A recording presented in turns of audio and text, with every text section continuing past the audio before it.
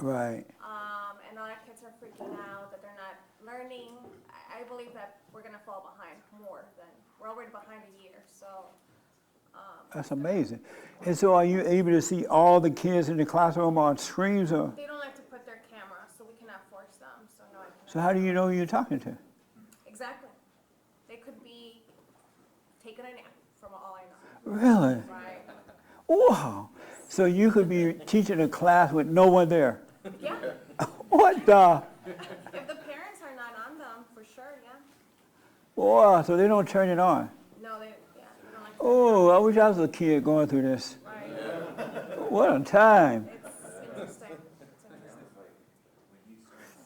Or the parent could be doing it for them, right? Sitting I mean, there listening to your instruction and just helping the kids later. I don't even want to think that, but I bet that's happening somewhat. yeah. Wow. Is it boring now doing it that way? It's not what I want, to become a teacher for. I like, just interacting with students, developing relationships, but it's comfortable. It's been very comfortable.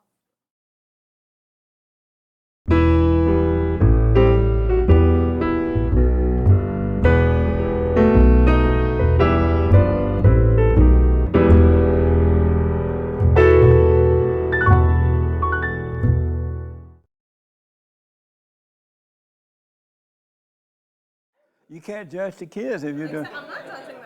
It's not for me. Yeah. Good morning. Welcome to church. I am Jesse Peterson. You can get involved by calling 888-77-JESSE, 888-77-53773. Also, we have our chat line. Go to our chat line and your questions and comments, and James will let me know, and we can get to those. And good morning, everybody, again. Good morning. How y'all? Well, Happy Labor Day. Should we be saying this? This is supposed to be communist. Should we be saying it too, or? I'm sorry? It's a holiday. Happy holiday. The men's forum was amazing last Thursday. Thank you, God, for showing up. Over 50 guys showed up. It was absolutely mind-blowing. And so I really enjoyed it. I want to, Sammy, I got to ask you something after the meeting. Yes. I learned something about millennial men that I didn't know, and you need to verify it. All right.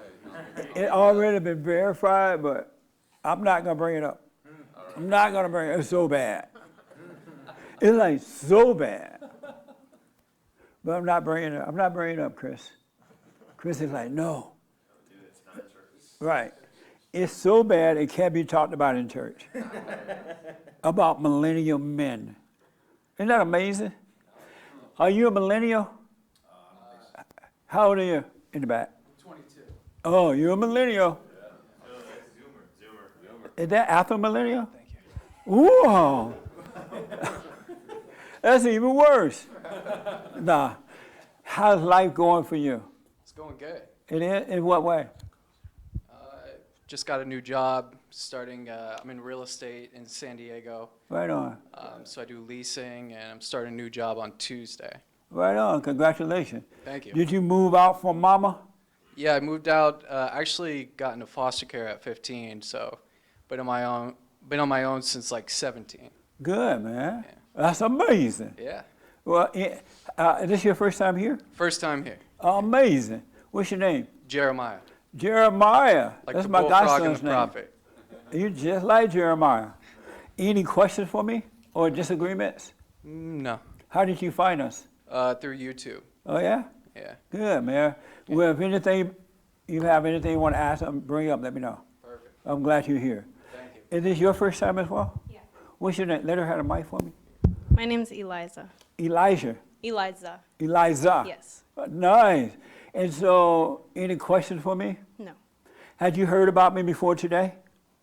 I learned about you from him. Oh, you did? Yeah. That's your boyfriend? No, we're friends. You're just friends? Yeah. Keep it that way. No, I'm playing. I'm joking. Any questions or anything, or disagreements or anything? No. I'm glad you're here. Thank you. All right. This is you guys' first time too? Yes, it is. Oh, amazing. What's your name? My name is Eric. Eric, welcome, Yes. man. Thank How you. did you hear about us? Through my friend Wesley. Oh, thanks, Wesley. Had you heard the show or anything already? Yes, I have. He gave me a clip or two. Right. Yes. Any disagreements or any questions about anything? Right now, no, I don't have any. Oh, good. Who's those people in the mask? Oh, these are my children. This is Eric the second, and then my middle son is Ernest. Hey, guys, how y'all? Wave. They can't see your mouth. Oh, they can't There we go. talk. All right. Well, I'm glad you guys are here. All right, thank you. All right. So a lot to talk about. If you have anybody have anything you want to ask me about or bring up anything? Right here. Good morning. Morning. I have a question about overreacting.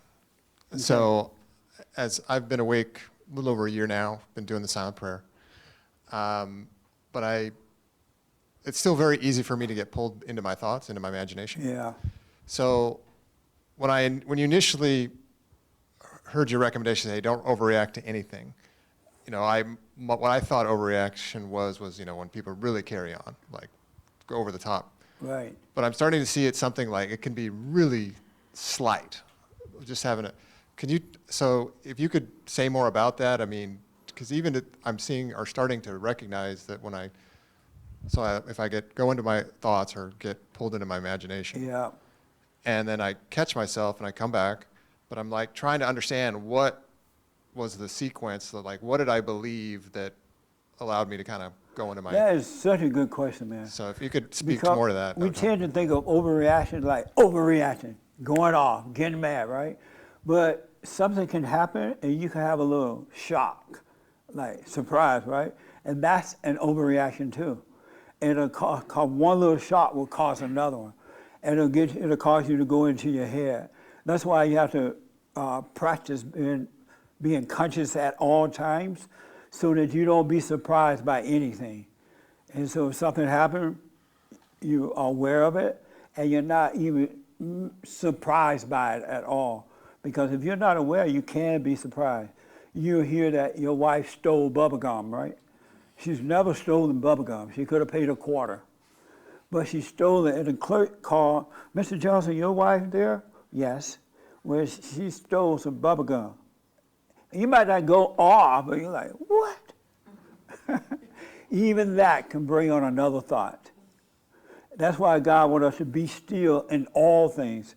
And when you stop overreacting to anything, you find yourself becoming still with all things. And it's amazing that way. I'm also noticing things can be not even a shock, but just subtle. Yeah. It's just like almost a nudge, and then it's maybe days later. Then I'm maybe in a ditch or something like that in my imagination. I was telling the guys this morning in my office that I learned something about the millennials that I didn't know. I heard about it, but didn't think about it much. And then over this weekend, I learned more about it, and I was a little surprised. And it almost made me sad because I was a little surprised about it. Where if I had just heard it, let it go in one ear and out the other, it would have made me a little sad about it. Right. But it just revealed to me how weak millennial men are. And so, but the more you be aware that when you are shocked, just be aware you were shocked by it, no big deal, because you're learning not to be. Right. Okay. So just whatever, even Yeah, don't some overreact. subtle Yeah. or shock or anything that just because I'm noticing that it may not be the initial event, but it could lead to something a couple of days later. Absolutely. So that is trying to like understand that. Yeah, just don't be in denial that you were shocked. Right. And don't try to fight it yourself. Don't judge yourself, and you'll overcome it. So it's just all awareness. Just All awareness, all the time. okay. All right? Amazing. Thank Good you. question, man. Anybody else?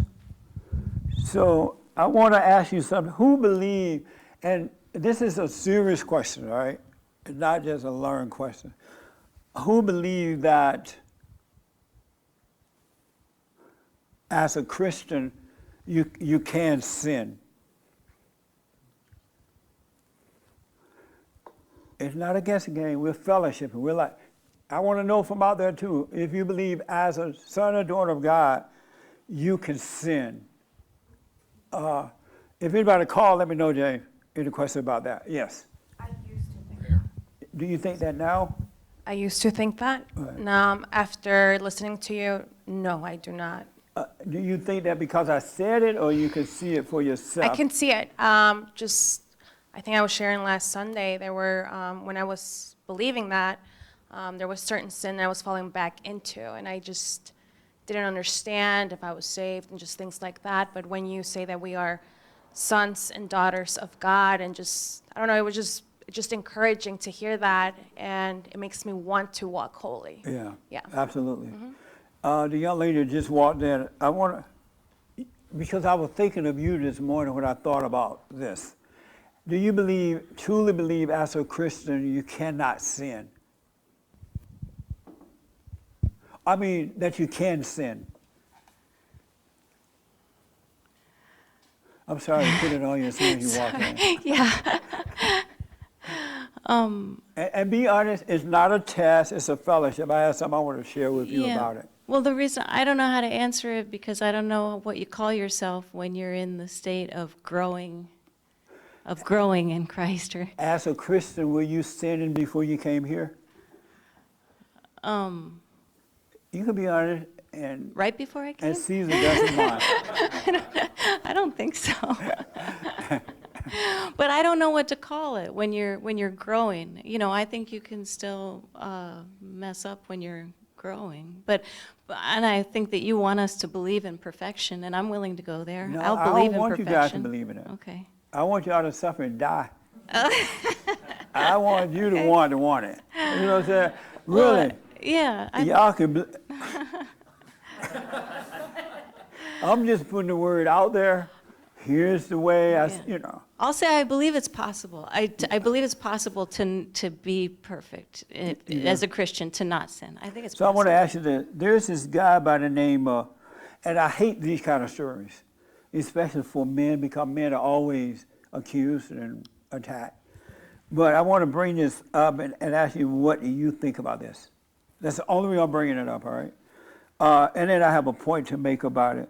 There's this preacher by the name of John Gray. You ever heard of him? No. He's a big-time TV evangelist. Am I right, Ernest? And he worked for, at one time I know he worked for, what's that wheat preacher name? Joel Osteen. Who said that? How do you know I was talking about Joel right away? I used to be in that, man. You used to be a Joel Osteen person? All into all that stuff, all the big time. Yeah, all the big time, big name preachers. I probably know them because that's what I grew up with and was indoctrinated with. So Amazing. And he is like an Oprah channel person too. I think he was on Open Network and all that kind of stuff. So he admitted, according to all the reports, that he cheated on his wife. And now he's going through a lot of trouble with it. What do you think about a preacher cheating on their wives? Preachers who cheat on their wives.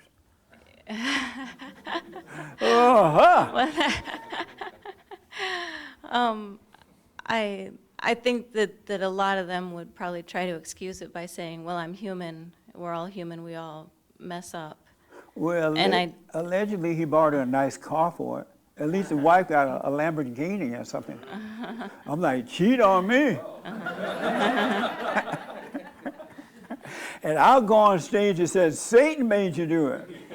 But I guess I do think that if you find that out about your preacher, you might not want to really fellowship with. I mean, you might not. You could fellowship with anyone, but you wouldn't want to be guided by that person anymore. Right. Okay. Is that it? I'm sorry? What else do you want to know? That's it. Okay. Ernest, what do you think about the pastor cheating on his wife?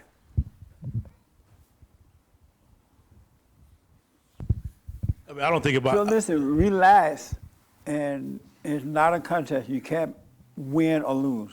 We're fellowshipping with one another, right? So cool out. Yes. I mean, it's not uncommon for a lot of the, especially the black pastors. It's not uncommon. Yeah, because you hear. You know a lot of preachers who cheat on their I wives? know a handful. Yeah. Really? Yeah. Y'all hang out together? No, I don't personally know them, but Oh. I know of them. I don't know. I don't think much about what he did, but I think I saw the apology, and the apology just seemed so fake and phony. It didn't seem sincere at all.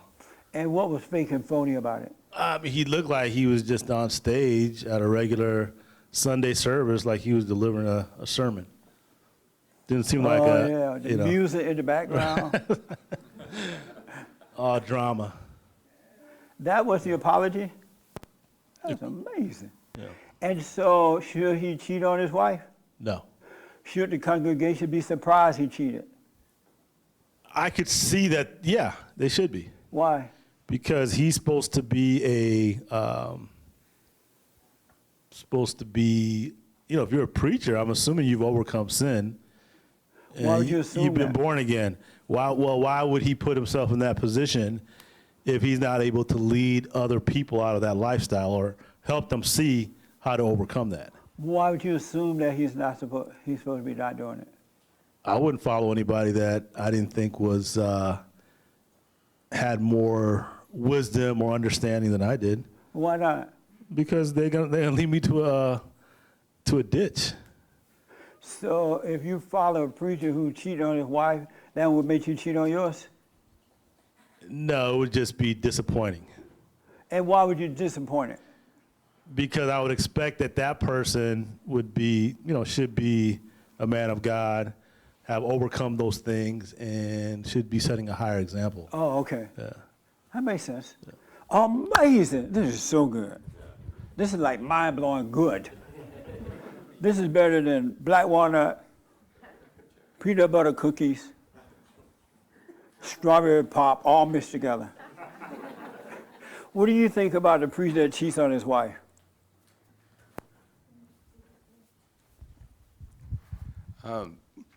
I think that I would hope that it wouldn't happen because the preacher respects the office in which he's in and understands that it is not just about himself and what he's feeling in the moment, but he understands that he is in charge of the spiritual growth of the people that are following behind him. Right. And so that he would be mature enough and emotionally sound enough to make the right decisions and have people around him that would help support him. And so when those thoughts start to come, that he can go and say, hey, I need help in this area, instead of just giving in and saying, this feels good in the moment. So that's, for me, is more So of you think you're going to be in a hotel room with a woman, and you're in that moment, you're going to call up the congregation? No, that's saying that you don't get in the I hotel need with help. the woman in that moment. So you don't get yourself in there. You travel with a male friend Oh. that's there with you, that's there to support you. At that the you have hotel that- with you and the woman? Well, no, hopefully the woman's still not there. You don't get yourself in there with the woman.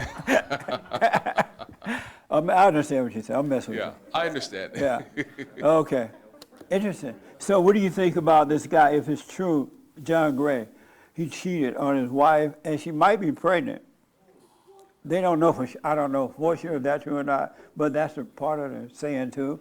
And so, and I think she's like young, in her 20s, late teens or 20s.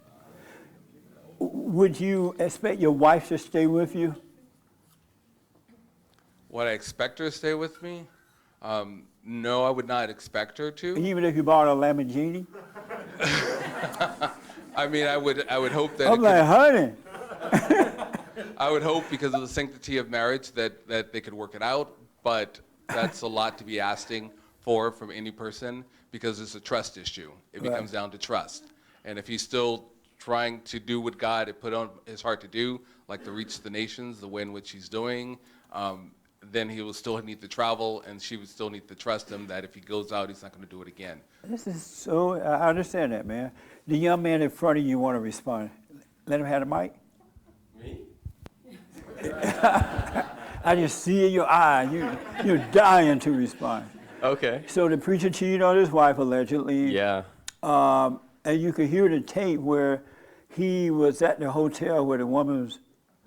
He got the woman a room at the hotel. I guess he and his wife went to some hotel, and he got her a room, and he wanted to be with her, and she didn't want to be with him that day, I guess.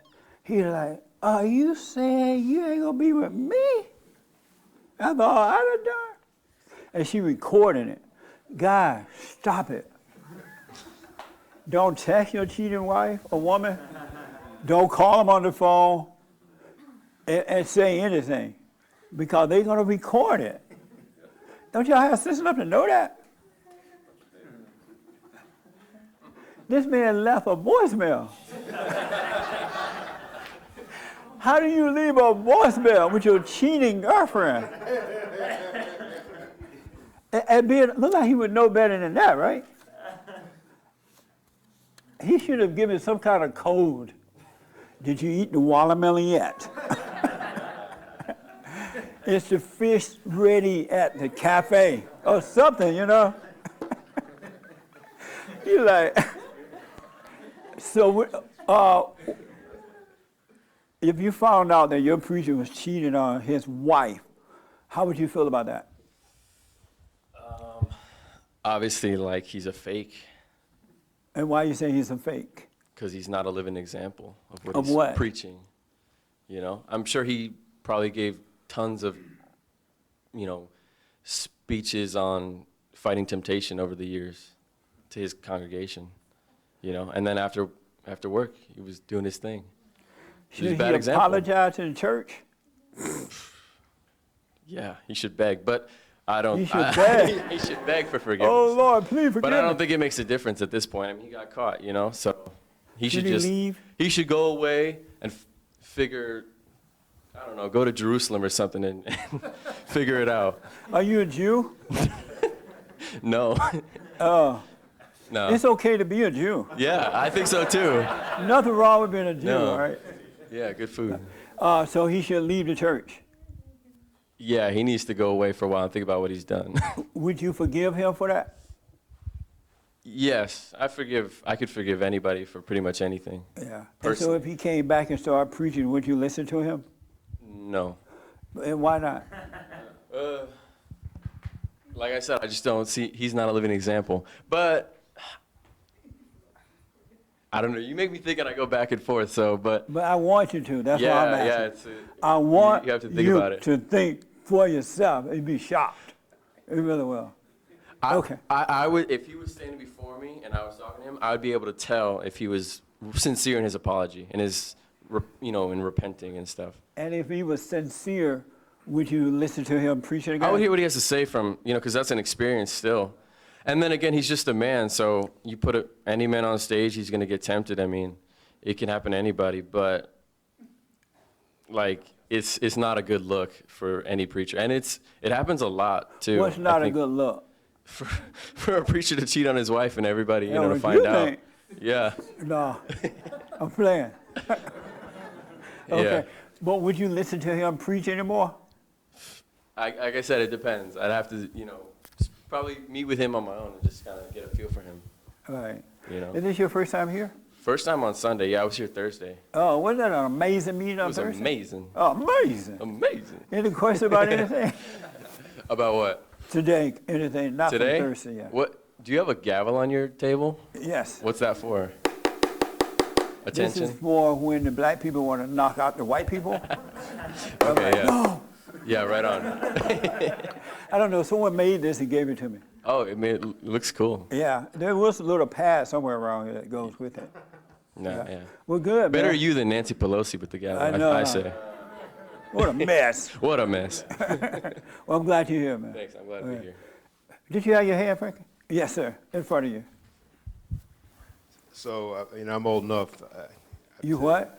I'm old enough to have seen this 100 times. Preachers who cheat on their wives? Yeah. And even their so, kids. Yeah. what do you think he should do at this point? Oh my God, I'm not his attorney. Well, first, what do you think about him cheating on his wife and being a big-time preacher? Not surprised at all. And why not? Anybody in position is going to be attacked by the devil and be tempted more than any average man. So this is to be expected. And what about the preachers you don't hear about things happening that kept it secret? He was probably forced You sound like his wife. Yeah, he's, The devil made him do it. he's probably, you know, And y'all ain't being gonna make me blackmailed. leave.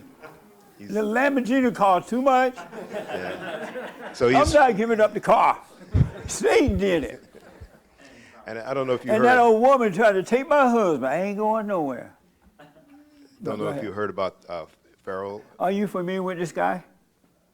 Yeah, I've listened to him. He looked like a little carbon copy of T.D. Jakes. Yeah, who said that? I think he works with him. He worked with him? That's why he looked like him? I think he works with him. Does he look like a younger T.D. Jakes? Fat? Have you heard about Farrell? Farrell's the guy that was having sex. He would watch. He had his pool boy to have sex with his Farwell. Who? Jerry Falwell Jr. No, I don't want to get into all that. I Okay, just want to make. it's the same kind I of just want to make temptation. a point. So Yeah. would you accept his apology, this priest's apology? Absolutely, absolutely. And would you still hear him preach? Yes. Should he step down?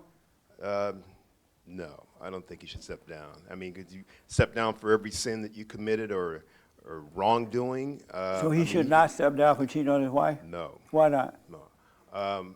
Because this is an ailment that men and women have. This is what, you know, we fail sometimes. So you're going to get fired and dumped. He still has Well, I hope potential. you don't ever become a preacher. We already know he's going to cheat, and he ain't going nowhere. Thank you, man. I got to ask Cheryl and Mary, then I'll tell you why I'm asking about that. Cheryl, if your preacher husband cheated, would you expect him to step down, or how do you, I hate to do what if, but what do you think about this situation? Are you familiar with this situation? Yeah, I've heard about it. And what do you think about it? I think he should step down And why? because it's like having somebody, it's kind of like having an accountant that embezzles money from you. Like, that's all well and good, but you proven that you can't handle that position, so. And how about they say, oh, Lord, I ain't going to do it no more. I'm sorry, Jesus. I won't steal from you anymore. That's okay, that's between him and God, but the congregation should have him step down. He can be part of the congregation, he's forgiven, but he's kind of proven that he can't handle it. Even if he bought you a Lamborghini, you still want him to step down? I'd make him think I was thinking about it, but ultimately I'd have him step down. How about if you had to move out of the big house? Oh, if I was the wife? Sometimes he kind of put her in a really bad situation, cheating on her. Because he's bringing somebody else into their relationship and all that kind of stuff. Have you seen his wife? He had a show, like a reality kind of show. Right. And I've seen her then, but I don't quite remember what she Doesn't looks she look like the woman that would make you cheat? No, she seems to be pretty okay, from what I could tell, but that's just She on look TV. like the kind of woman that make you cheat with your Bible laying on the bed corner. No, I'm playing. I'm playing, lady. She looks okay, So but he should step down. I think he should. If he apologized, could you listen to him preach anymore? I don't think he should be really preaching. I don't think. Anymore ever? Maybe in some kind of other capacity, maybe like some group, he could be a head of a group Like about youth cheating. ministry or something? So he could tell, because he said, I've been through it and don't do it. Amazing. What do you think, Mary? Mary's all holy. What do I think? I really think Do you think he should step down, if it's true? only if he wants to. I mean, because Only if he wants to? obviously he's done it before. He's done it before, obviously? Yeah. What do you mean, well, obviously? How you know? we've heard that he's done it before. So Women always think you did it before. and it's a pattern, right? You done this before. It seems No, to be honey, a this is my pattern. first time cheating. No, it's not. Would you seems to listen be a to him, pattern. Mary, preach? No, I never liked him anyway. I mean, I just, when I hear him speaking, I turn the channel. Oh. Because always sounds like such a phony. He's not he doesn't seem to have any strong convictions to start with. He's But just. if it was your husband, would you want him to step down? If it was my husband, no, Why not? because That's a different song. because he's doing what he does, because the people are supporting him. And you're living like the first lady. Well, no, I could still move out and get my own house and take my Lamborghini with me. Amazing. Yes, sir.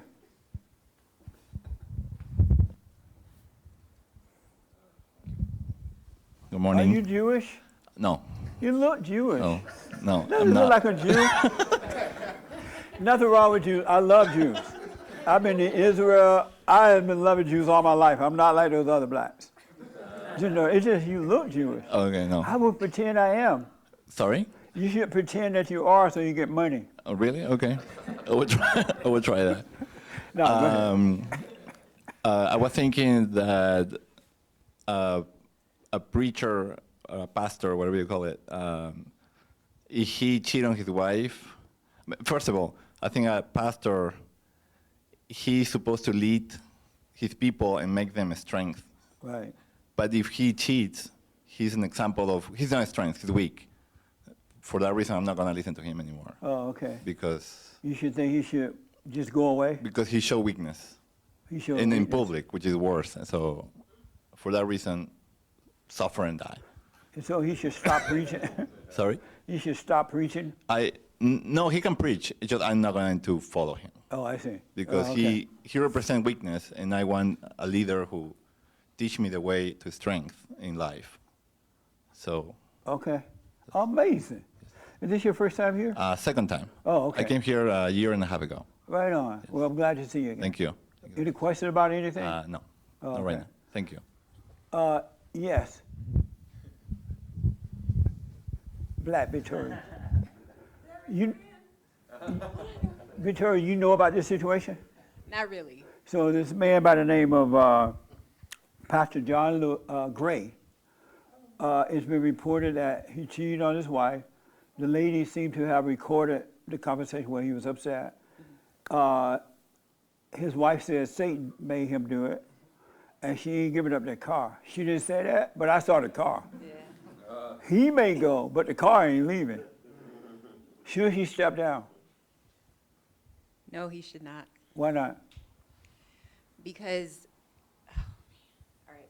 So as you guys were talking, I started to kind of think about the things that you have shared with us. You have made what some people in this room would say is a mistake with having a baby out of wedlock and all that. So at the same token, we shouldn't be listening to you. But I wasn't a preacher then. I know, but still. I was in a fallen state. And this preacher And that probably wasn't a mistake. No, but You don't mistakenly make a baby. but I guess the line of logic that I'm using is that if I were to write off every person that did something evil in my own eyes, I would be sitting in a room by myself and never communicate with anybody ever again. So, yeah, I mean, and if all sins are equal, I'm not understanding how someone can say, well, you did that one thing. So because of that, now you're banished from my life forever. Like, it doesn't make sense to So me. you'd be okay with him continuing to preach? I would, because I think sometimes you have to go through something that crazy to come back to God. Oh, okay. So I don't think that this man I don't think anything of him one way or another from what I've heard in the room. But I'm just saying, like, I wasn't ready to talk about this because I actually thought about my dad too, because my dad is kind of like that. He's a preacher? Not a preacher, but He's a cheater? Yes. Your father cheats on his wife? Oh my God, Jesse, I will not recount the whole thing because I'm going to honor my father, but remember. Well, you said enough. I know, but. You already have the impression, right? No, so when your daddy comes to visit, we're going to know. No, but remember that was kind of the whole thing. That's why he wasn't there, because he chose his wife and his obligation. Right. So I understand that. So if this man believes that he is supposed to be a preacher, it's going to get revealed. If his church empties out, then okay, that will really test his faith in God, maybe, Right. you know, because is he only in it because he has a crowd? And if that's the case, he is not a man of God. And eventually, if he has to step down or needs to, it's going to happen. The people do not have the right to decide that. That's not, we don't have that kind of power. On the other hand, also, I think people need to stop looking to people in flesh and blood to Yeah. follow. Amazing. That's the biggest issue here, because that's the only reason this is a question. Okay. So. Amazing. So let me ask Samuel, and then you got the last word on it. Samuel, should he step down? No. Why not? I knew you were gonna say no. You little slap maker. Because it's not a sin to do that.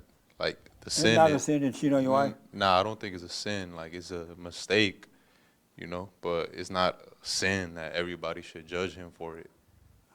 So he should cheat on. If he cheated on his wife, he could come back to church. Yeah, I cheated. It was a mistake. Don't judge me.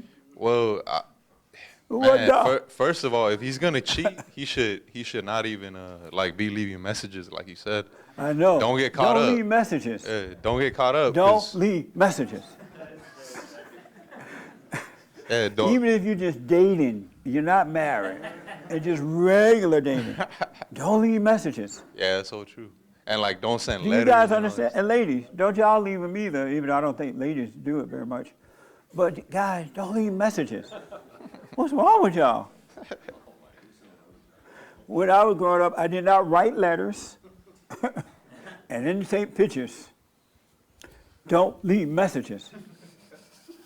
You don't know how your life's going to turn out, you know? And as soon as you run for president, that's the first thing they're going to pull out.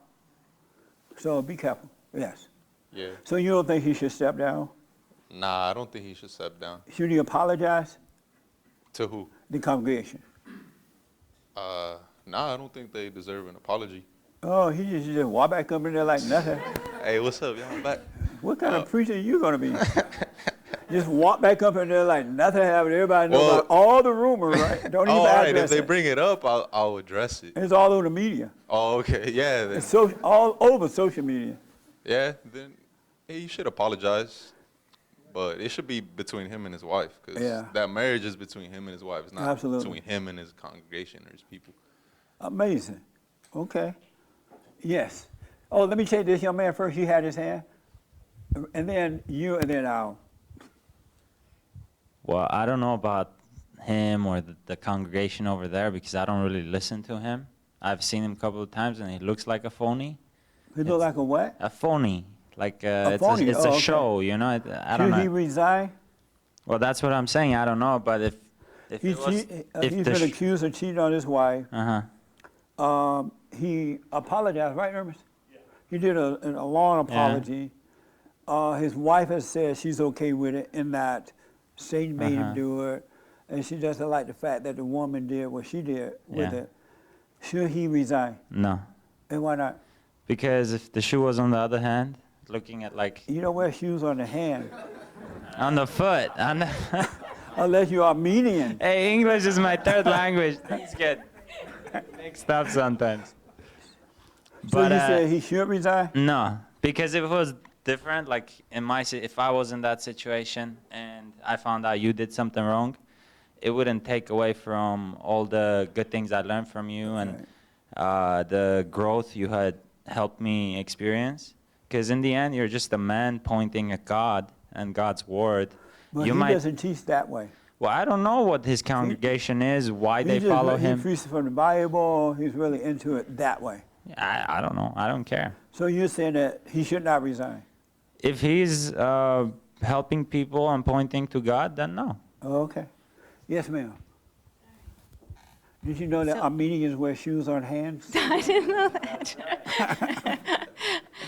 So I think when I came in, you said, when I heard this story, I thought of you. I don't know if that's because you remember that I used to be a cheater.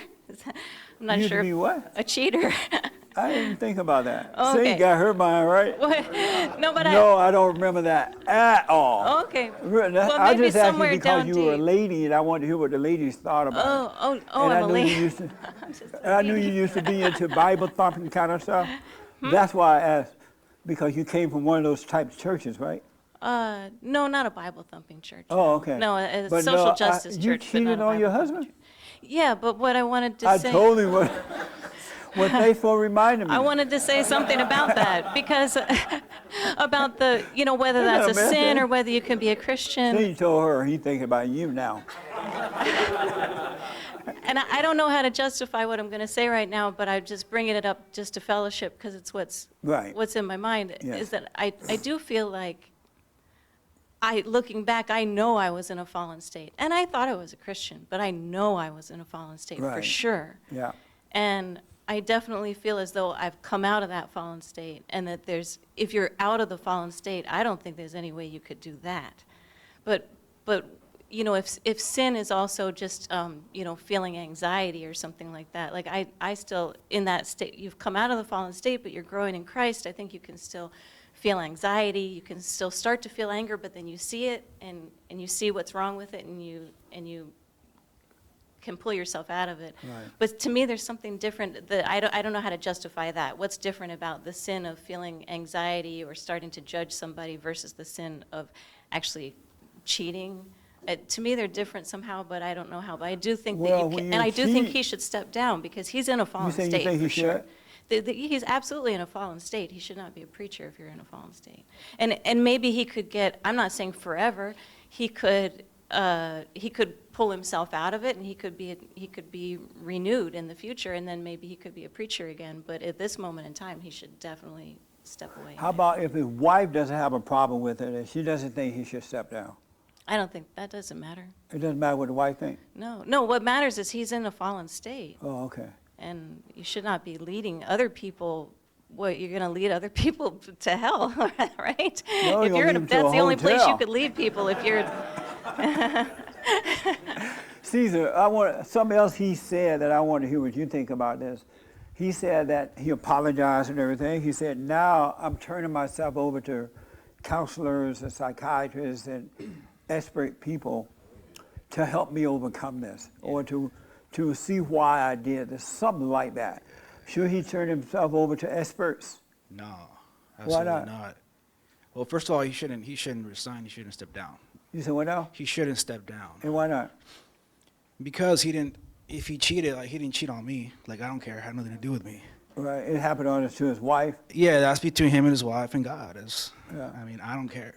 But if you were sitting in his congregation after you know what happened, you heard what happened, would you be sitting there thinking, yeah, what are you talking about, you little cheater? Nah, because I don't think like that about any of my close friends, Oh, your friends cheat? I know friends that cheat, but, it's You none of my got business. You got friends who cheat on their wives? Yeah. Ooh. Yeah. No But it's wonder. not, it's not my business. It's none of my business. Right. You know what I mean? So Okay. I can't judge him. Amazing. Joel, last question. You're so holy. Should he step down? Joel is the holy one. He's black. No, but there's no trust there for sure. You wouldn't trust him? I would question the trust. Why? Well, I would kind of wait and see and try to see if, Oh, you know. Lord, one of those wait and seers. To see if what he says, makes sense to me. But there would be no trust to me. Trust is gone. So the trust would be he might cheat again? Just that I don't know if he can give me the right advice. But how about if everything else he's saying is from the Bible, it seems to be true, he just cheated, but everything else he's saying is true? That's why I'd have to just see if it makes sense to me, and I would just take it, which you should do in general, no matter what the preacher. Because sometimes, even the crazy preachers, every once in a while, they right. So, so it just. I don't know if he should step down. No, I don't know if I would say he should step down. Oh, okay. But there definitely would be like a huh. So you'd be back sitting in the congregation going, huh? Right. But if you said something that was true, then I would, How would you handle it, Esteban?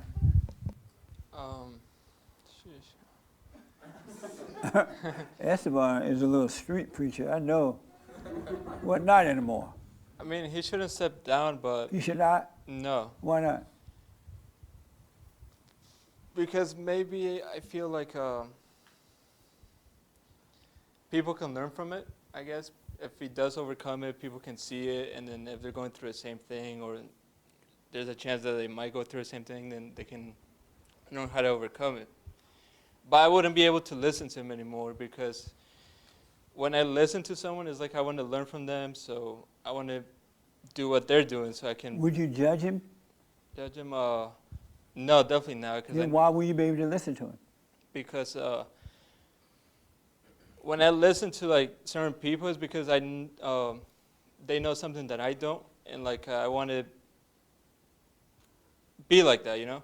So like I wouldn't be able to listen to someone that cheats, because I would be afraid that I would, do something bad myself.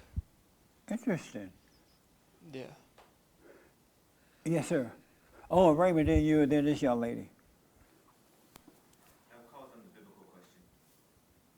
Oh, okay. I'll get to that right after this. Yes, sir. Well, I kind of agree with this young lady right here. I think that he should step down. One is, if he is up preaching God's word, he's giving, out of what he's already have inside of himself. But if he's in a fallen state, he doesn't have anything positive really to give. Because I think first is about our own relationship with God. And if he is in front trying to help everyone else out, how is he getting himself? How is he being built up? How is he going to move forward? Yeah. And then the part that you said that he's getting professional help, from all these things, I think he really needs other believers that are strong in that area to come beside him and help him figure out what's the missing link in his mind and in his heart, and so that he can be turned back to God. And through that, he could be built up and go through a restoration process. Because I don't think that he should be set down forever, but personally, I feel he should move down, and so that he can work on his relationship with God, and so that he can be a strong husband, so he can be a strong pastor again, and so that he can be a leader. Because a leader needs to know when to sit down, and so that they can follow. And if you can't follow, you can't be a leader. Okay. What do you think about this, the young lady right here? Should he step down? I would say yes. And why? I don't know. Well, I'm like against cheating. You are? Yes. Yeah, like. Wow. You against cheating? Why? Well, why would you get into a relationship? In order to cheat. Exactly. It makes no sense. It's like, just don't be in a relationship. Have you ever been cheated on? No. You have not? No. Good. So you're saying yes, he should step down? Yes. Should he apologize to the church or just to his wife? To his wife. To his wife only? Yes. Well, he can apologize to the church as well, but they're not in the relationship with him Right. and the wife, so it doesn't make And if he apologized to his wife and his wife said, no, worry about it, honey, I know Satan made you do it, and that other woman just trying to take you away from me, would you accept that? Well, that would be between them. That's like her choice. So it would be fine with you? Well, I mean, I wouldn't forgive. If I were her, I wouldn't forgive him for it. For cheating? I would move on. Oh, okay. Yeah. Amazing. Raymond, did you have your hand about this? Yes, I did. Okay. Real fast. I'll make it brief. I believe he should step down his position because, like any tool, a position a man has is only as good as the man behind it. And if he has the sliver of respect of who he was and what he was trying to do, he would at least step down and rethink his whole position. Amazing. The young lady right in front of you. What do you think? Should he step down? Is this your first time here? Yes. Amazing. How did you hear about us? My husband. Who's your husband? He's not here. Oh, he's not here. And did he cheat on you or something? No. Any questions for me before we go back to that? I have so many questions, but I won't. Oh, you do? I won't take the time. No. That's what No, this it's is for. okay. No, but let's deal with that, then we'll come back to the questions. Should he step down, if it's true? Yes. And why? Because he's in a position of leadership, and by doing what he did, he stained his title of leadership in the leadership position that he's in, and he will have lost the trust of many of the people that follow him. How about if his wife said, hey, don't worry about it, I'm okay with it. The devil made him do it. Y'all cool out. And he bought me a It's not limousine. her- What name that called? Lamborghini. It's okay if she wants to forgive him and stay in the marriage, but she can't speak for the congregation. How about if she promised you a ride in the car? Then okay. Let me tell you why I asked this. Because the Christians believe that it's impossible to be perfect. And that everybody sins even after they become children of God. They still sin. And that they can't help it. You can't help it. They teach that. They preach that. And so if they believe that everybody sin, why is it wrong for the preacher to do what he's doing and everybody get mad about it? They say you can't help it, that we all sin as children of God. So why are they mad at the man? Why would they not keep coming to church and praising the Lord, give a donation? If they believe that you could be a son, there's no different in the preacher than it is the rest of the Christians. So why are they mad at him? Aha!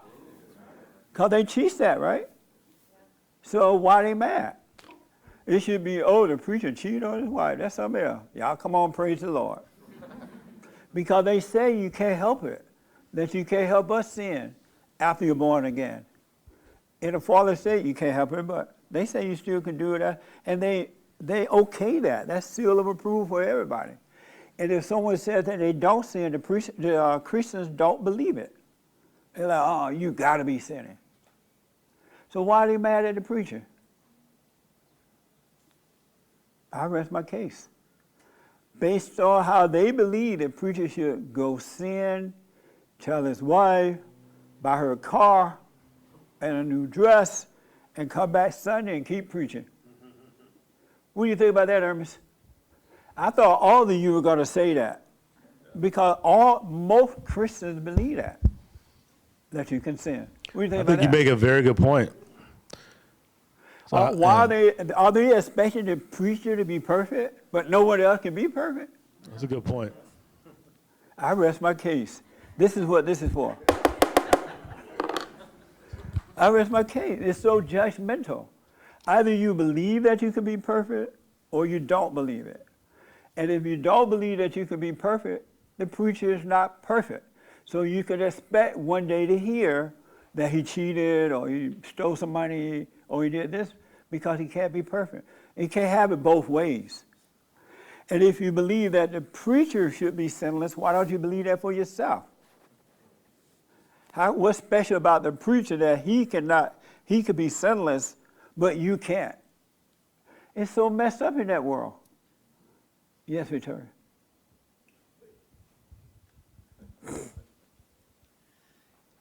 Okay, so Everybody's so quiet now.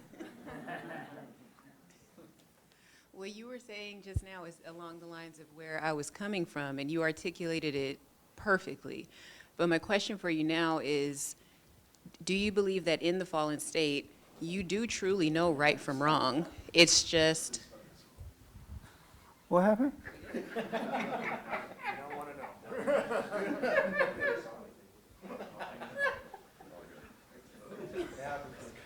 What happened?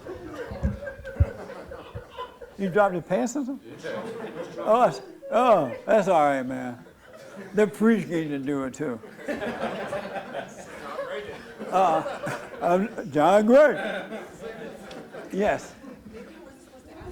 I'm sorry. No, I was gonna say maybe I wasn't supposed to ask the question, but I was just asking you your, excuse me, what your thoughts are on this. When you are in the fallen state, do you believe that you truly know right from wrong? No. Okay. That was really just my question, because I know I can only speak for myself that when I... In that fallen state, you could believe that is right. But if you're a seeker, you know something is wrong. So you don't completely accept it as a right. You might not know how to overcome it, but you know that, you know something wrong, but you don't, can't. But there are people who literally think that in that fallen state, what they're doing is right. That's why they fight you on it when you disagree with them. Because they are absolutely been convinced that it's right. Right. And just like the Christians absolutely believe that you can't be a Christian and not sin. That's their theme. So they shouldn't be upset at John Gray. It shouldn't be gossip about or anything. John Gray should have showed up that night after he sinned. Y'all, I had some fun that night. I told my wife about it, and she said, that's all right, honey, just buy me a car. If they believe that, they have a higher standard for the preacher than they do themselves. But if the preacher told them, hey, y'all, don't sin, they'll get mad at him. But when he sinned, they get mad at him. Right. What the? You know what I mean? That's what I'm saying. I believe, like kind of what I was saying, where we put too much stock in flesh and blood. Like everybody was born of their mother, just like I was. That's why I want you to know that you know that you know, not because I said it or my mama or anyone else. You need to know for yourself. Because look at all the confusion what was happening with John Gray. And I think if everybody were to just say, okay, he did that, moving on, because my relationship with God is more important than that, none of this hoopla would have taken place if everybody was focused and just looking straight ahead at God. And plus, all the people who were judging John Gray are sinners. Exactly. Otherwise, they wouldn't be judging John Gray. Exactly. You know, they will understand. Amazing. Okay, I'm sorry, but the last part of my question was when you said the thing about not knowing if it's right or wrong and you feel wrong, my question is that thing that pushes you forward into that wrong behavior, even though you had that nudge that said it was wrong, is going into that behavior what is considered the fallen state? Because you already knew. Yeah, because you're controlled by your mind. You're tempted by darkness, and you find yourself going into it a little bit more because you need to be born again in order to come out of it. So the going You need into the light. it is that's the indicator that you're not truly born again. Yes. Okay, because I get caught up in the nudge and I think, oh, that means I'm awake, but then I still move forward and do it anyway. Right. So, okay. Don't judge yourself when that happens. Thank you. All right? Yes. Irma's had one. So, am I wrong by this, what I just said? They teach that. You can't be perfect. We all sin. Only Jesus was perfect. So, why are they thinking the preacher's better than the rest of them? You know what I'm saying? Yes. Maybe you're going to get to it, but what is the right way for the congregation to deal with it if that happens? Well, it does happen, you know, sometimes. So what's the right way for the congregation to? Well, the right way would be not to judge the man if they have been born again and understood. But they're not born again, so they're judging the man. And they're gonna turn on him and all kind of stuff. But the right way would be not to judge him. But do you think he should remain in that position as the pastor? Well, in that situation, because it's a judgmental congregation and everybody's in a fallen state, he's not going to be able to remain. He won't be because they're going to run him out. They're going to run him out because they have judged him. Because they have this higher standard for him than they do themselves and don't realize what they're doing. I want to ask Duran a quick question. I'm not going to ask you about slap making or anything. Oh, good. Did he sin, the preacher, when he cheated on his wife? Yeah. He sinned? And why do you say yes? Because he committed adultery. That's a sin? Yeah. Okay. At least from my understanding, yeah. Oh, okay. Did he sin? And this is just fellowship, all right? Relax. I believe he did sin. And why? Because when you get married, you make a covenant with your wife, as far as I know. And I feel like this has just always been my thought process on it, is when you're disloyal to somebody you're supposed to be in that close like proximity with and make like a commitment with, then you're going to be disloyal in other aspects of your life, whether it's business, whether it's other relationships. So I feel if you're always in that state, you're always going to be making those same kind of decisions with other people in your life as well. So I think that that's a sin that actually just keeps carrying on.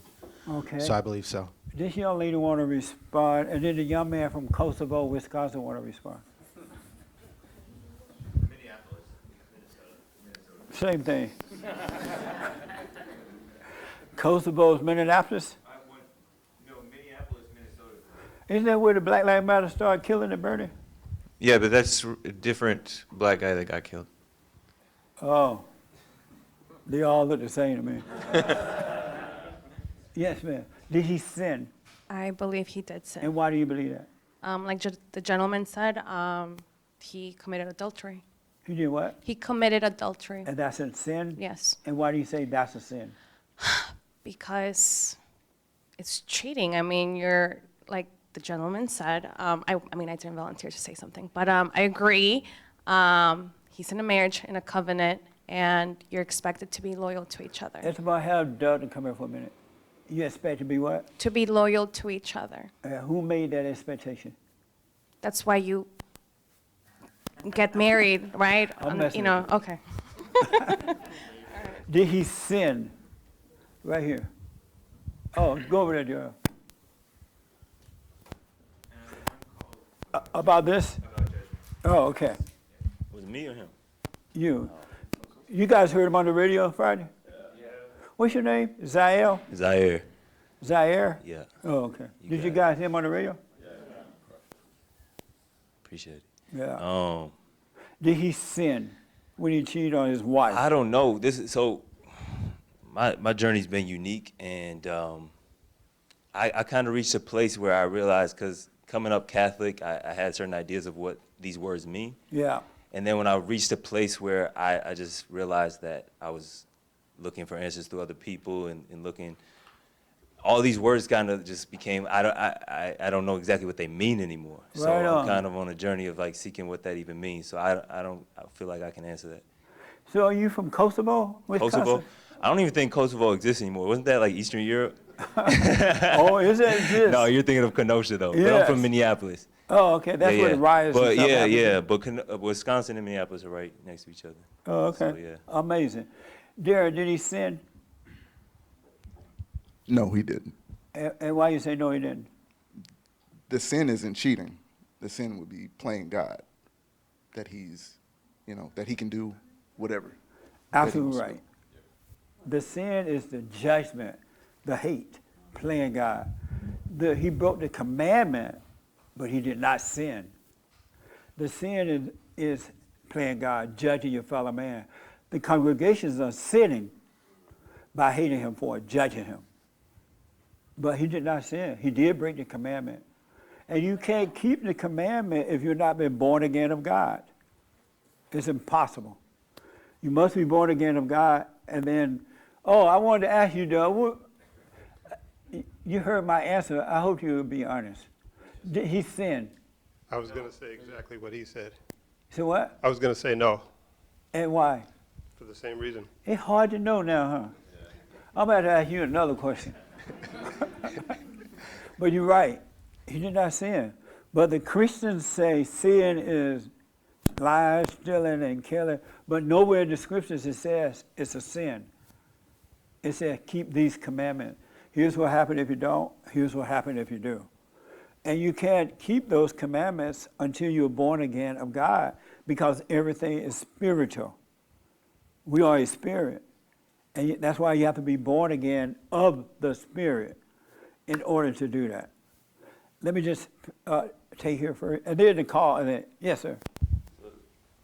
Just real quick. So, if he judges himself, then he's sinning.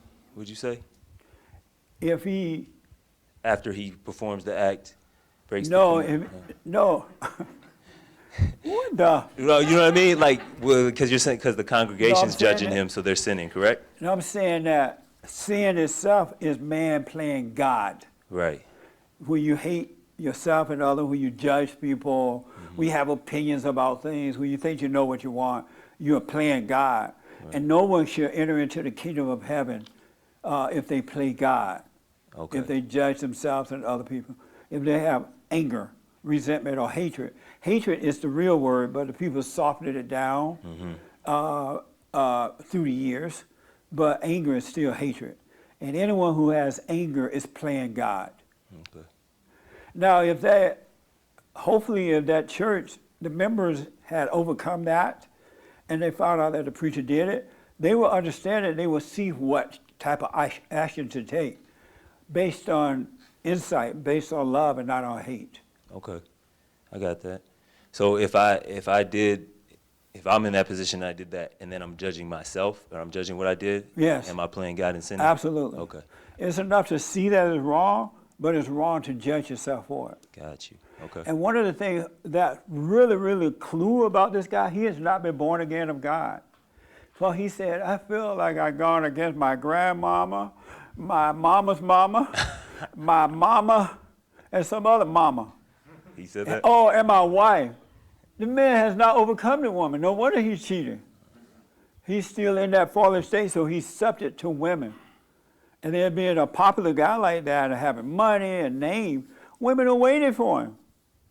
But he can't resist it because the woman is still his God. He has not been born again yet. I see it. That makes sense? Yep, completely. Yeah. Thank you. Okay. Let me take this call and then I'll take you. Okay. Okay, this is Nick in Iowa. Can you say it? Hey, Nick, welcome to church. Hey, Jesse. An hour. Good service so far.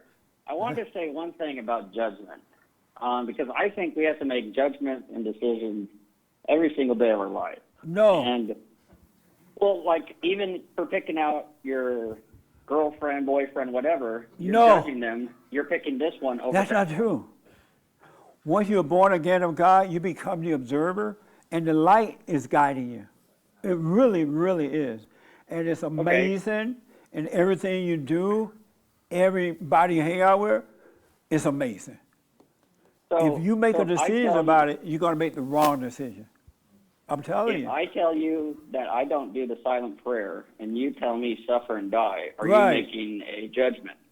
No. A judgment is Okay. when, if I hated you for it. There's a thing called discernment. You can see it, but don't hate it, and you're protected from it. You can speak up about it. You can get loud, but you can't hate. But so, well, are you conflating judgment with hate then? Because I agree with you. There's a difference between discernment and judgment. You say, am I I think you're conflating right judgment there. with hatred? Yeah. Yeah, they're both the same. Okay, that makes it more clear for me then. All right, thank you. Yep.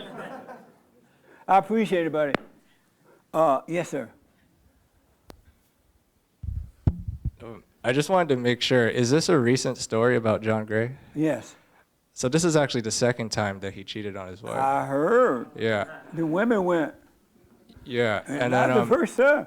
Yeah, and then the first time he cheated on his wife, he bought her a Lamborghini for forgiveness. Oh, that was for the first cheating? Yeah. Oh. So they what were do you about buy to. for the second cheating? I don't know what he's gonna get for the second cheating, but I just wanted to. I think I just wanted to share. It might be a little bit hard for the congregation to forgive him again, just because it's the second time. But they should. They believe that you can't be a Christian and not sin. The preacher is no different. Yeah. I know. And so they have no right to judge him if they believe that.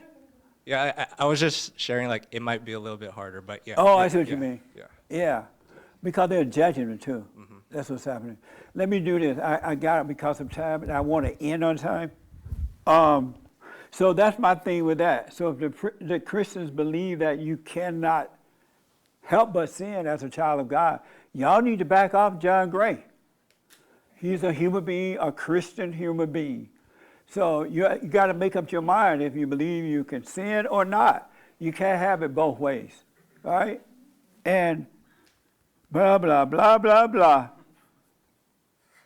Oh, I want you to ask me whatever you want to ask, whether disagree. You're safe.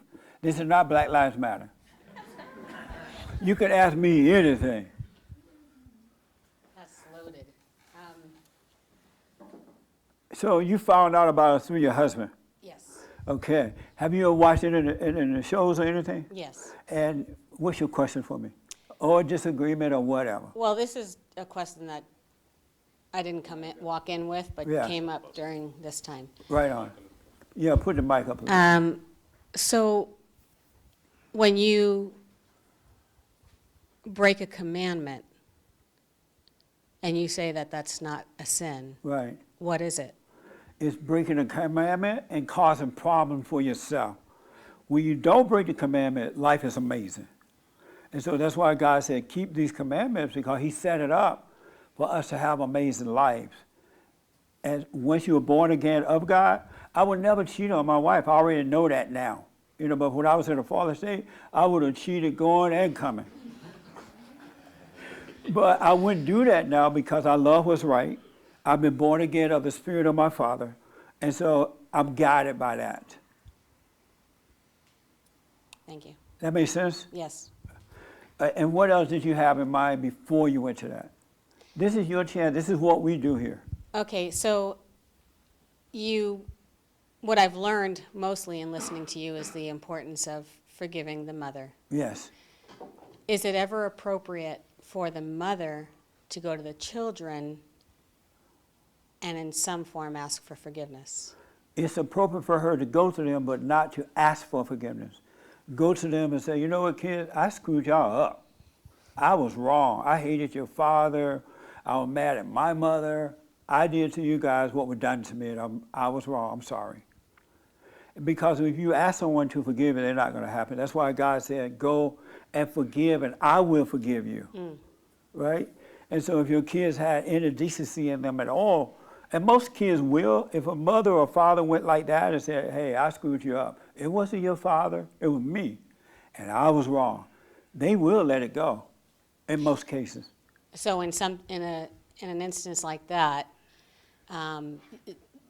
it might spark the child to... Yes. Okay. Because even if they don't forgive right then, they'll think about it. And it would be down the road, something will happen or something will click. And they'll be like, wow, and they can forgive you. Thank you. That makes sense? Yes. Yeah. Have you done that to your kids? Have I done it through my kids? Yeah, caused them to become angry like that. Looking back, I can think of many things that, especially after listening to you, that caused them pain or was a bad example. Yeah. And so, yeah. Have you gone and apologized yet? I have, but I want to do it more direct. Yes. And just say, hey, I did this to you. Yes. All right? And if you turn them away from their father, just say, you know what, your father and I was fighting. We were having a war, but it has nothing to do with you guys. It had nothing to do. Your father loved you. I love you. It's just that we didn't get along. And I'm sorry for turning you away from your father.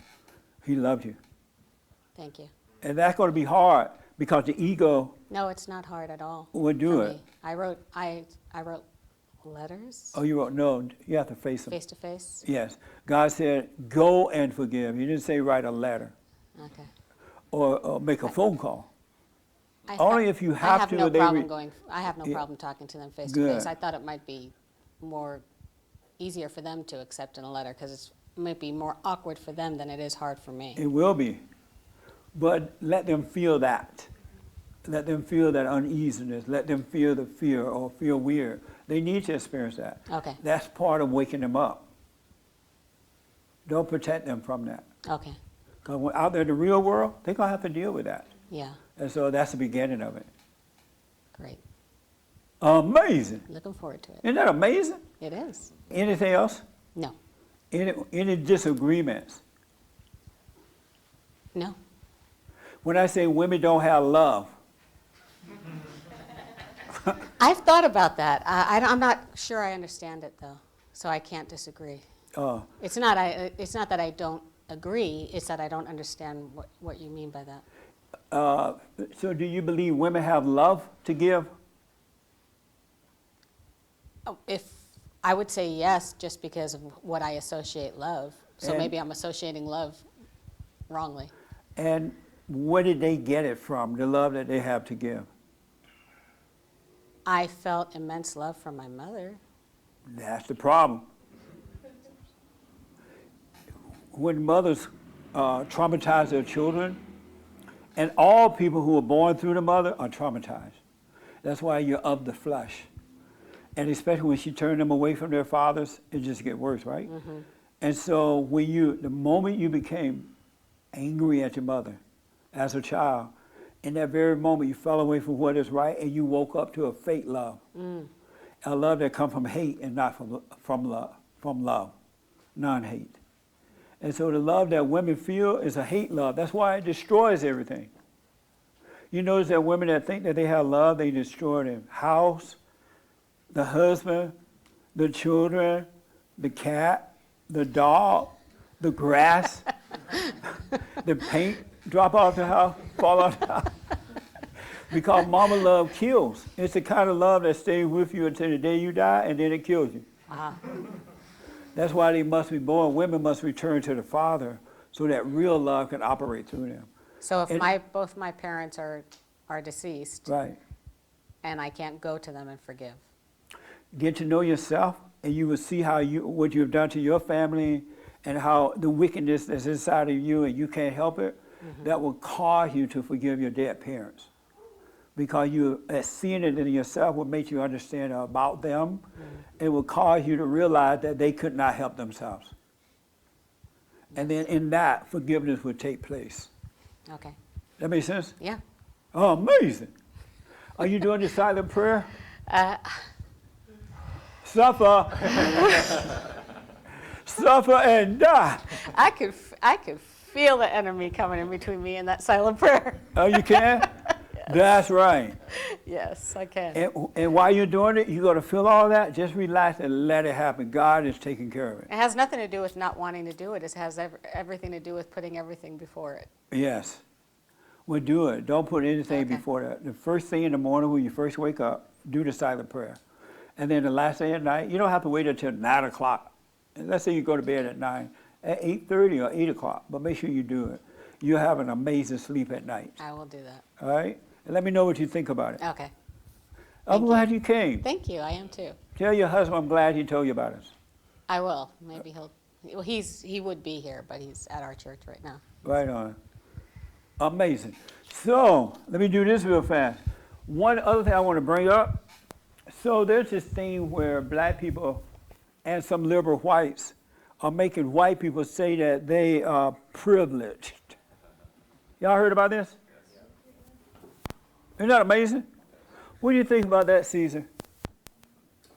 The reason I remember Caesar's name, I like Caesar dressing or the Caesar salad. That's how I learned to remember his name. I heard that all my life. Caesar salad, Little Caesar's pizza. Amazing. So what I think about white privilege. What I think about that? But they are making white people say that. Yeah, that's evil. And then even if you're white and you're sitting at a cafe eating lunch or dinner, they'll come there and get you a little fat black lesbian. Right. Say it. Get out of here. They made you leave. What do you think about that? I just think that shows the weakness, the state of weakness that white people are in right now. Because that wouldn't be happening, white people. They're not messing with the blacks and the Mexicans on that mess. No, it's only the whites. There was a black guy, allegedly was killed by a Hispanic cop in South Central. Yeah. And they said, we're not going over there. The gang members don't want us there. They didn't go over there. Right. What do you think about this? Well, I don't like it since I'm white. Did they make you leave your lunch yet?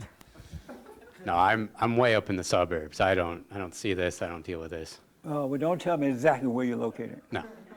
Because they're going to the suburb. I'm waiting for them. So my question is, now once they make all white people say, oh yeah, we have white privilege, what's going to happen next? I mean, I'll never. Would that make the blacks better? What would happen if every white person admitted to, Are the white people expected to play dumb, to stop building, stop trying as hard? What do they want from the white people once they say that? Right. Yeah. There isn't anything logical to it. It's all infantile, emotionally driven. There's no foresight. There's no future in it. So really, it's probably just a third world country outcome.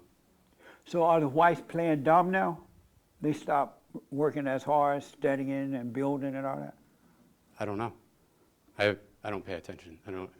Oh, don't let the black people see y'all doing something. They're gonna say, I thought you knew not to do anything. You have to do like the blacks. Don't do anything. Right. Amazing. So I can't take it. I'm sorry. Stop it. I'll take the new guy. Are you new? What's your name? My name's Aziz Milo. Well, thanks for coming, man. Okay, thank you for having me. How'd you hear about us? These couple of guys next to me right here. Oh, cool. And you have a question or comment for me? Yeah, so I want you to say again what the topic is. I'm sorry? I want to be clear on what we're speaking on. I want you to say again what the topic is. About this white privilege thing? Yeah. My question is, the radical fat black lesbians are making white people say that they have white privilege, and the weak liberal white people doing it. Yeah. And if all white people say, okay, yeah, we got white privilege, then what? Are the white people expected to play dumb, don't build anymore, just let America fall apart? What do they expect to happen once the white people say that? I think it obviously comes from a point of. It comes from a point of. So I seen a video on Instagram, and it reminds me specifically of the situation. She was a fat black lesbian girl that had moved to Africa. She was American, or maybe They're like she really was. fat. She wasn't really. She was doing her thing. Right? Maybe she was European. She of English descent from somewhere, but black in Africa. And she was talking about how the consistent rhetoric when African American lives are brought up is brought up in the small bubble of struggle of African Americans living in struggle, you know? And which in America, that has a majority rule for sure. It does. But I think it's about bringing that to. Black people are not struggling in America. They're not. No, they don't like to work. Okay. What are they struggling with? They don't do nothing. You struggle when you have to get up at 3:30 in the morning. When you have to go to work. But they don't work. They don't do anything. How are they struggling? I don't know. I guess I think we might defer in dispositions because. We might do what? I think we defer in dispositions because the Defer? statistics say otherwise, Do you or the say defer? statistics say. Yeah. What do you mean defer? I think we don't have the same set of knowledge that we believe in. Maybe this is my first. The two of us? Yeah. We don't have the same set of what? Knowledge. About maybe, what? Yeah. Because I think the statistics are pretty there for showing that African Americans aren't anywhere near as financially stable as white people. They're You know, I'm not, sure that makes a because lot they of don't sense, right? work, they don't save their money, they buy pot. Okay. Where's that stemmed from? Do you believe? Go to the hood. Look at fat black lesbians. Can't you tell they smoke? Okay. Listen, if they have fathers and mothers together, Okay. setting a good example, teaching them to work, I save agree their completely. monies, and to treat all people the way they would like to be treated, they wouldn't 100%. be in this situation. No, actually, I agree with that so much. So but they can't blame it on the white man. I think that it has, and I'm actually on your side, but the question is, or the topic that was brought up is that, So what would change? What would change when white people admit the fact that there is such thing as white privilege? Black people are going to get worse. Black people are going to get worse. They're going to destroy more. You believe Because so? you don't build character when someone gives into your threats or when someone give you something without you earning it, you get worse. The reason black people have gotten worse because over the last 70 years, white people have not stood up and told them, I'm not your problem. You need to turn back to God. You need to get married. You need to work and do your own thing. Leave me alone. And white people have given to them. And now they feel like they deserve it. They're at a point now where they're saying, Michelle Obama, Big Mama Michelle, you know who she is? No. You don't know who Big Mama Michelle is? No. You know Obama? Yeah. You know Obama? Yeah. He married to a woman named Big Mama. Okay. You know her? Yeah. Yeah. She said that either white women or white people don't respect black women or something. What did she say? They don't see black women. Here she is, 12 feet tall, big as a house, and you think she's not seen? And this woman bought a home over in white folks' neighborhood, and bought a house in Washington, D.C., and put a big fence around it. Living high on the hall, was the first lady of the United States, and we don't see them? They think white people don't see them? That makes sense to you? All right, so I think How old are you? I'm 21, but now, so. You smoke pot? Yeah, I smoke pot. Wow, that's my case. Put down the pot. Really, put down, did y'all tell him to put the pot down? This your first time seeing him? Yeah, we haven't been around for a while. I just came into LA for today. Yeah. Oh, y'all hadn't got to the pot. Put the pot down, man. Well, real quick. So what I was gonna say is where I think a lot of the white privilege does stem from. I mean, it's systemic racism, all that stuff going on. It's been a. No, Hold on. You guys don't like it. Hey, be quiet, y'all. Don't judge. They judging. No. I'm sorry. Go ahead, finish your point because of time. All right, yeah. So I mean, maybe it's a conversation for us to feed into in a different time, but. What I'm trying to get at is, I thank you for your time. I thank you for your time. No, I'm glad you did, man. It's no problem. I do want to ask, can you come on the radio show and take your mask off and talk about this on the show? Yeah. Okay. We'll work that out. But listen, have you noticed the people who are crying systemic racism, who are leading the way? They're millionaires. The basketball players, they're hard on the black man in America, right? They have millions of dollars. Big Mama Michelle and Oprah and all the people who are crying systemic racism got more money than the white man. Why don't they tell y'all how they got that so y'all can go that route? They got around systemic racism some kind of way. They should be teaching that, don't you think? Yeah, that. And they didn't burn, and they didn't kill, and they didn't steal for the money. I don't think that white people being aware of white privilege would change,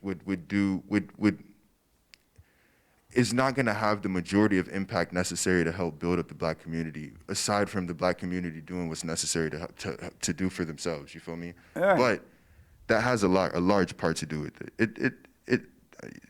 We live in a white man's world, And we live in a what? We live in a white man's world. A white man's world? We live in a white man's world. Don't tell nobody. We don't live in a white man's world? No. Don't say that yet. Oh, excuse me, I'm sorry. Yeah, keep your mask on, so we don't really know who you are. No, we do not live in a white man's world. Okay. We live in God's world. Yes. Okay. But we'll thank you for that, though. We'll pick up on it, all right? Gracious. I'm really glad to hear it. It's not like I don't want to talk about it, but I'm running out of time. No, I really. And I said we're going to end on time. I thank you and everybody else. But we're going to have you on the show. Possibly. But thank you. Okay. Don't smoke pot that morning, though. Never. I've had people on the show who were high on the show. I did already smoke pot, but I didn't know what I was walking. I was at the beach. I didn't know what I was walking into. But thank you guys for having me. I really love what you know. I know. Yeah, it's fine, buddy. My biblical question: what is the kingdom of heaven like to you? Somebody on the phone about that, right, James? Yep. They still there? Yep. Wow. What's her name? Yusuf out of Atlanta, Georgia. Yusuf out of Atlanta. Yusuf, welcome to church. Hey, how you doing? Amazing. So you want to answer the biblical question. What is the kingdom of heaven like to you? All right. So the kingdom of heaven is really interesting. It's like nothing in the sense that. All right. This is how I want to explain it. So it's right on time. So like I listen to your show, and everything that I need is at like my fingertips. Like sometimes I want to call in and talk to you and ask you questions about if I'm doing right or doing something wrong or whatever. And like even if I don't call in, I'm seeking and things just show up like in my presence. So the answer like will be right there. Just like when I was like I didn't want to answer this question. Actually, I was kind of like during the week, I didn't want to. I was like, man, I do want to, answer the question, but I really don't. And I was going back and forth. And then, like, I listened to one of your old shows, and the question was answered within one of those old shows that I was watching. Right on. About seeking the kingdom of heaven. So, like, everything just happened, like, right on time. And you just present, and you don't have to really work to get what you need. It's just there. Amazing. I guess. I appreciate that, man. Thank you. Absolutely. Thanks for joining the church too. Man, you still alive. He wanted to commit suicide the first time he came. Remember the suicidal guy? It's been weeks and he's still alive and just fat and sassy. I'm fat and sassy, yeah. I'm doing extremely well now. Isn't that amazing? Right on, man. Extremely well. I'm making... Who told you about us? What's that? Who told you about the church? Richard. Oh, Richard. Yeah, Richard saved a life. Yeah, where's Richard? He's not here today. Richard, that's spread the word. And Eric the redhead was a good guy too. Right on. Amazing. Right. So how are things going? I'm making more money in my job than my last job. Me and my son have rekindled our relationship. My son and I. I've told my ex to screw off. Right, you told your ex what? My ex. To do what? Screw off. Amazing. Excuse my language. Right. You are alive. And I basically says, look, I'm making so much money, I don't need to talk to you.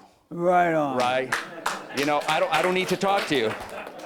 Right. And you and your son are back together? Me and my son are chatting up, visiting, everything. We've rekindled it. We're investing in stocks right now. Oh, amazing. Tesla. All the way, baby. Thanks for sharing. And call my broker. Yeah, it's been amazing recovery since July 4th. Isn't that amazing? Yeah, it's been, basically. Isn't that amazing though? You came in that day with no hope. Yeah, and pretty now zero you're hope. alive and well, man. Yeah, I mean, I would have never expected it. I haven't lost my apartment. I can easily cover the rent, right? My landlord was like sabotaging me, going, you can't have a roommate. And I was really pissed off during that. He goes, you're doing this so you can evict me. And she's like silent, and she just goes, oh, you're just a pretty Persian. That's what I told her. A pretty right, Persian? And I goes, you know what? And I managed to save my apartment. Now she knows that I have complete control of my finances. So it's like. Right on, man. And I'm making probably 40-50% more than my last job. Amazing. And so during COVID. Does she know about white privilege, this Persian lady? I don't know. She should say, look at her lady, I got white privilege. I'm staying. Yeah, I don't know about her. And I ain't paying no rent. She thought I would She thought Isn't that white privilege? She thought I would choke during COVID, and she was already measuring my carpet for the next tenant. And I was like, you've had one on July 8th, you've had one on July 15th, and you had one like 2 weeks after. It's like, you've had 3 different carpet measuring guys going, basically, don't worry, this guy's leaving. He's not gonna cover the rent. So. Well, I could see why she would think that, because you had no hope. You were just whining and complaining, and in your head. Well, I'm not whining, complaining. Yeah. I was reaching out for a lifeline. You were, but the wrong lifeline, though. Right? Now You know- you found the right one. Let me ask real fast, is there a lesson in that whole deal for you to make such a turnaround? The lesson, don't make rash decisions when you're suicidal. That's for sure. Right? Right? Another thing is always, I mean, what kept me probably, well, there was that lady that stopped me from attempting suicide. That was one thing in Santa Monica. But after that, what kept me going was every time I was feeling horrible, I would get another job offer, a job interview, and I would screw it up. Right, and then I would get it, and then I would go down the gutter again, and then I got another job offer, job interview, and I screw it up. And I applied probably 80 plus jobs. I got probably 15 interviews. I screwed them all up. Due to anxiety, due to The depression. black man only get one chance. Right. You have 15 chances. That's white privilege. You right, man. No, I mean, This is a white man's world. I got about the 16th interview. I finally nailed it. Well, let me do this because I got to end. I encourage you to do the silent prayer that video. So when something else happens, you don't go into your head. As he was saying earlier, you don't overreact. All right. So do the silent prayer. God is with you. Yeah, it's amazing turnaround. I just shocked out of my mind. All right. Well, I'm not. I'm glad to see you alive. Yeah, me too. I mean, all right. I'm still there. Okay.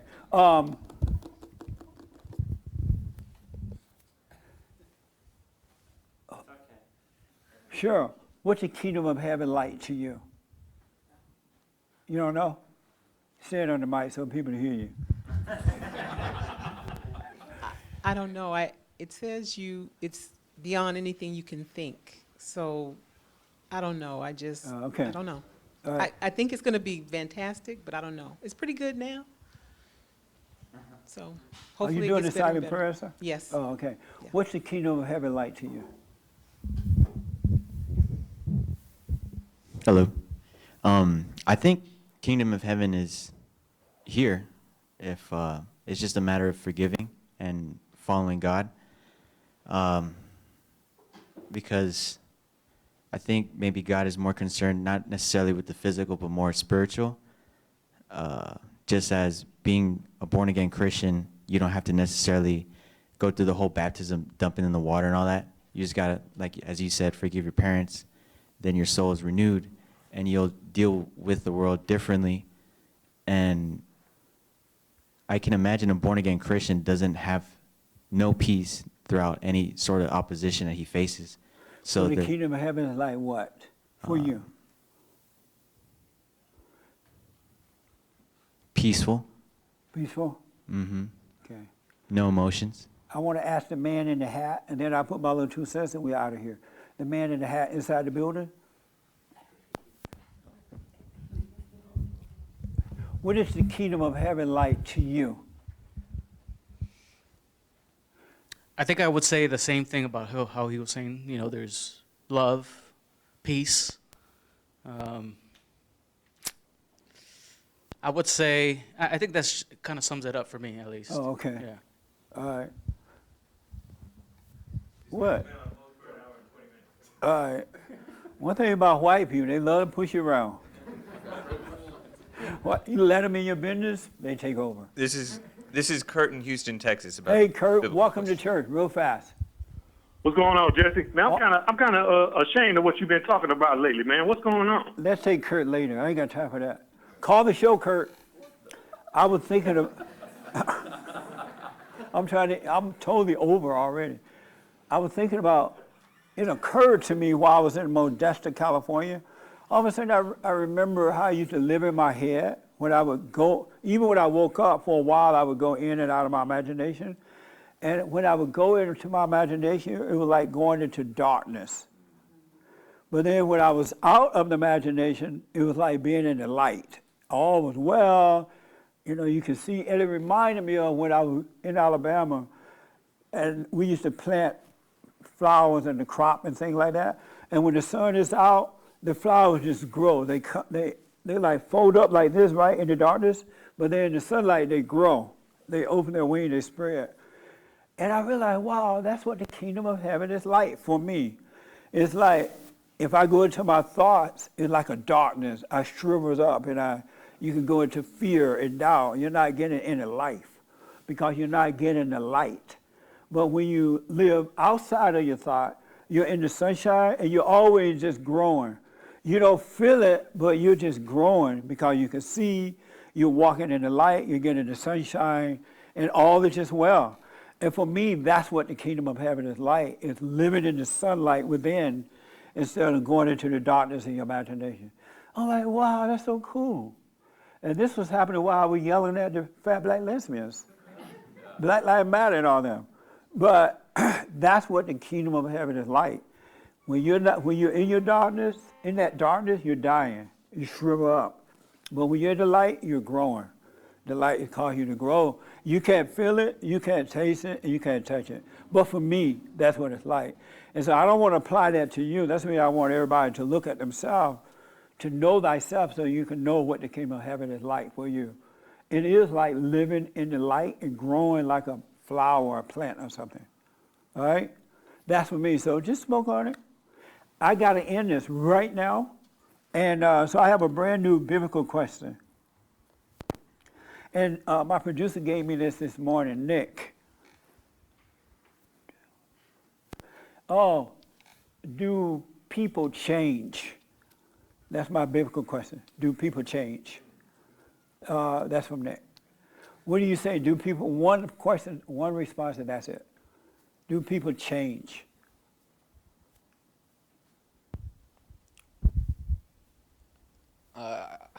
That's a hard one. I think people have the capacity to, but unless they actively make that effort, they won't. So you're saying yeah, they do or they don't change? They do. People do change? Yeah. Oh, okay. What do you say to that? I think people can change as long as they put in the But do they change? Like Do people change? Like in what aspect? Period. I mean, like personally, I've seen like my dad has changed, so I think people can change. Okay. What do you say to that? The young man, yeah. Yeah, definitely. People do change? Yeah. Okay. Well, I got to end this. Oh, from Kosovo, you have any questions about anything? I do. Okay, 'cause you come along. He came for the meeting, the men's forum. And he came a long way, so. I appreciate it. I think this is the one I forgot to ask you Friday. You smoke pot? Yes. You smoke pot? Yes. Somebody, the reason I asked because I saw a note that someone sent me. Yeah. You should have asked the boy from Kosovo, does he smoke pot? You did, and then I said yes, but it kind of got mumbled up in the conversation. Oh, I You were asked you like, that we're on gonna the come show? back to it, yeah. Oh, well, he But wanted that's me to get something you. That's something I do want to overcome. Okay. And so, but my question is, I've noticed a lot of people. They have it's not necessarily that they have a problem with your message, but the way you say it in the language. I'm not one of them, but You're not what? I'm not one of the people who have a problem. Right, I know. But You wouldn't be here if you had a problem with it. Right. You So- wouldn't come all the way in from Right. Kosovo to a blonde meeting. You know, the day I came though, I was watching this video where a guy like came and you were like, "Oh, it's your first time? What you doing?" And he just went off on you, and I was like, maybe I should do that, and they'd just be like, "No, I'm playing." But but I'm curious, just if you have anything to say on that, and like from your position, what you're seeing on your end, because for me it seems like you're reflecting back to them exactly what they're doing, and they don't see that. Right. And you seem very clear with what you're doing, and I don't sense any hate behind it. But I'm curious, just what your words on that, and then what do you see on the other side? What's happening with them that they can't? When they're acting that way, it's not personal. Mhm. I'm not taking it personal. I realize they cannot see, and so they're doing the best they can. I was in that position at one time where I could not see, and if someone said certain things to me or treated me in a certain way, I would get mad, overreact. And so when they do it, I just know they can't see. And so my desire is to wake them up, point them to the source to wake them up. And so I'm patient with them in hope that somewhere down the road, they may one day look at that and like, wow, I overreacted. Why?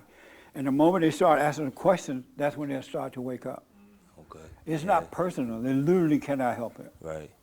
Curious because I noticed with myself and becoming like my mama, but in my communication, I feel like I'm similar. At least I get similar reactions. Like I'm just direct and straight with it. And so, Yes. but I noticed myself as I grew, like starting to shrink because people's reactions were so hostile.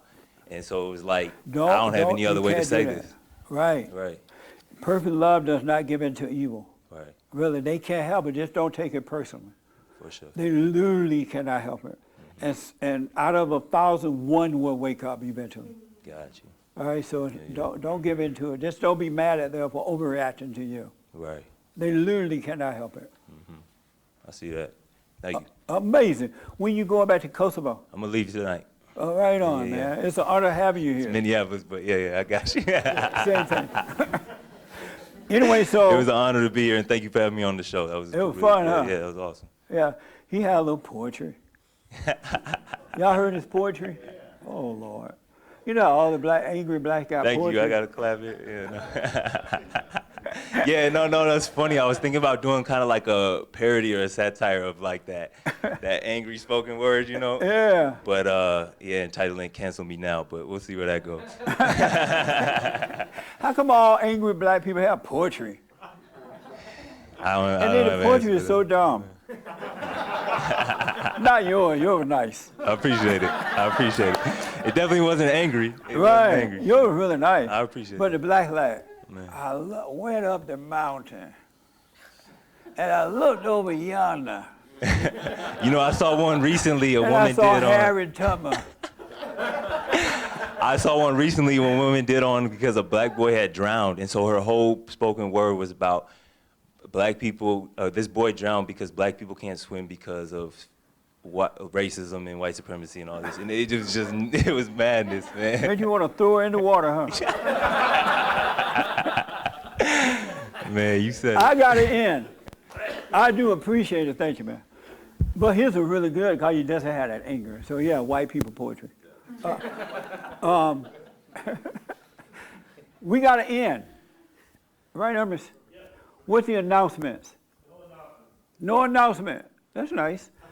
Happy Labor Day tomorrow. Relax. We're going to be doing the show live, but the office is closed, so we can't do any counseling or anything. And by the way, we have the best counseling service. Don't forget to like, follow, tweet, subscribe, share, ring the bell, and all that good stuff. And thank you for supporting Bond, your tithe and office. I absolutely appreciate it. What? What? Yeah, the show is live tomorrow. And we will reach a super chats to D Live tomorrow as well. And I'm going to try and move more calls. So I know a lot of people call in and I don't get to your calls. We're going to change that a little bit. Is that it? And so have a good day to the rest of the day and tomorrow. And thank you so much for joining us in church. I absolutely appreciate it. And thank you all as well. It was amazing. Oh, amazing. So, Joe.